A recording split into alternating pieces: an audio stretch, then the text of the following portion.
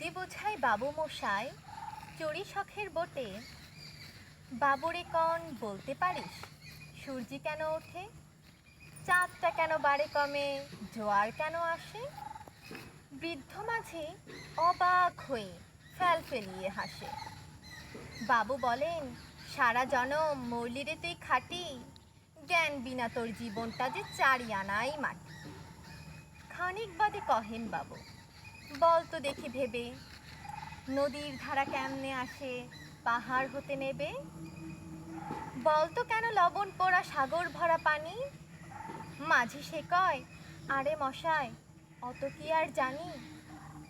বাবু বলেন, এই বয়সে জানিস নেও তা কি, জীবনটা তো নেহাত খেলো অষ্ট আনাই ফাঁকি।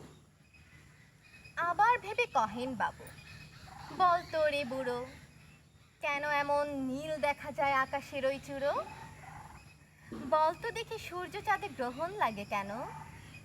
বৃদ্ধ বলে, আমায় কেন লজ্জা দেছেন হেন? বাবু বলেন, বলবো কি আর, বলবো তরে কিতা, দেখছি এখন জীবনটা তোর 12 আনাই বৃথা।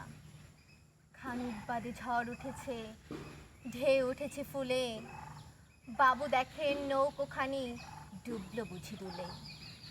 মাঝিরে কন এ কি আপদ, ওরিও ভাই মাঝি, ডুবলো নাকি নৌকো এবার, মরবো নাকি আজি?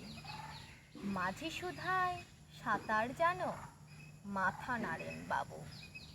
মূর্খ মাঝি বলে, মশাই এখন কেন কাবু, বাঁচলে শেষে আমার কথা হিসেব করো পিছে, তোমার দেখি জীবনখানা 16 আনাই নিচ্ছে।